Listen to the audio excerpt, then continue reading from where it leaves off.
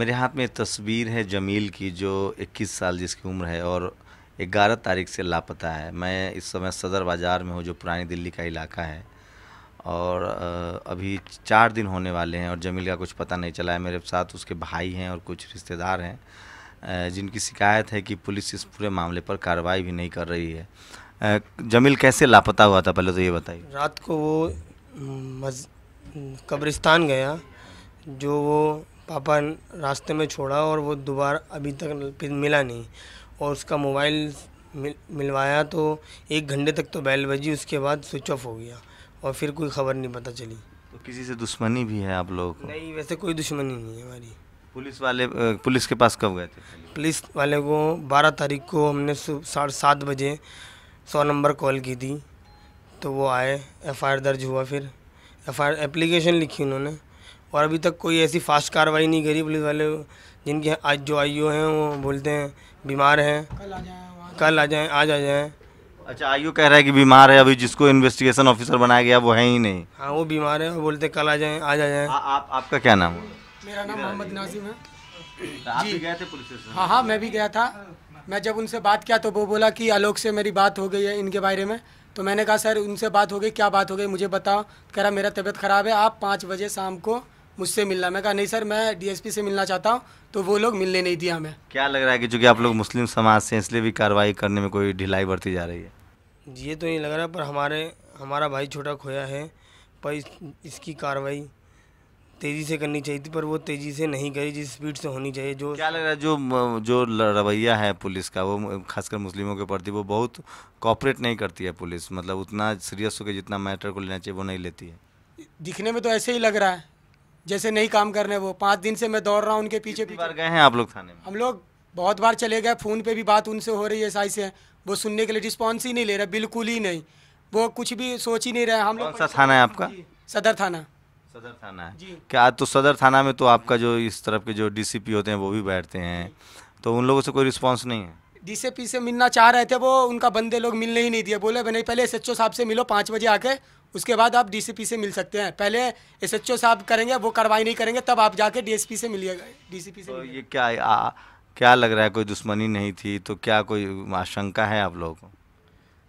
हमने ये कहा था कि हमारे भाई की मोबाइल की ना कॉल ट्रेस करी जाए, वो हो जाती तो उससे कुछ आगे का क्लू मिलता, पर अभी तक कॉल ट्रेस नहीं हुई, जो 5 दिन होने वाले हैं आज।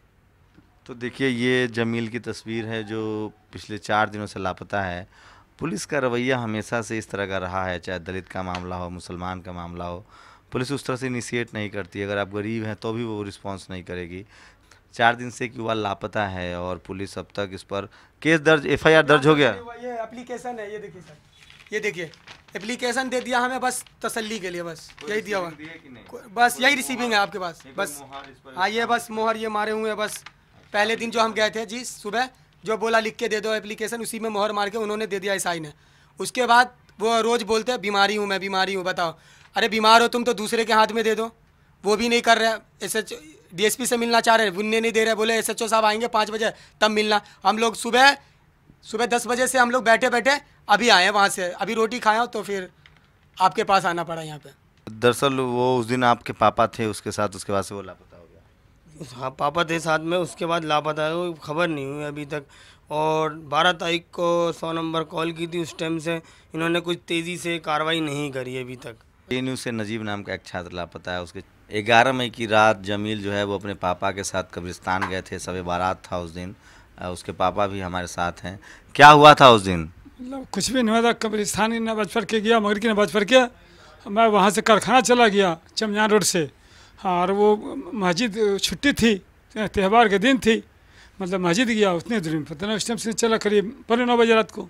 तो वो मोटरसाइकिल पर थे, बाइक पर थे, स्कूटी पर थे? नहीं, कोई ऐसी बात नहीं थी। तो किसी से कोई दुश्मनी, कोई आशंका, कोई शक है? नहीं, लड़का तो बच्चा, उसके क्या घर का मतलब बच्चा, उसके तनख्वाह पैसे की क्या, कोई ऐसी बात नहीं थी। पुलिस कोई मदद नहीं कर रही है? हाँ, कोई पुलिस कोई बात नहीं थी। ये पुलिस की स्थिति है और देश की राजधानी दिल्ली की पुलिस का ये रिस्पांस रेट है कि 4 दिन से एक युवा लापता है और पुलिस के जो इन्वेस्टिगेशन ऑफिसर होता है, जो आईओ होता है, वो बहाना कह रहा है कि मैं बीमार हूँ।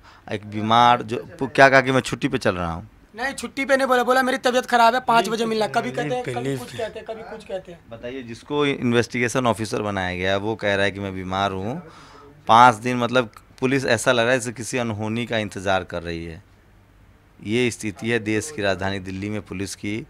और किस तरह से दलित का मामला हो, मुसलमानों का मामला हो, गरीब का मामला हो, पुलिस जो है उसका रिस्पांस रेट बेहतर नहीं होता है। और शायद जमील के मामले में यही हो रहा है कि 4 दिन से उसके घर वाले, उसके भाई, उसके रिश्तेदार पुलिस थाने का चक्कर काट रहे हैं। और अब तक एक मिसिंग रिपोर्ट इन्होंने दी थी जिस पर FIR भी दर्ज नहीं की गई है।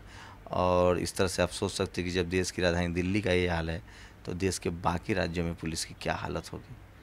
कैमरामैन श्याम के साथ शंभू कुमार सिंह, नेशनल दस्तक, दिल्ली।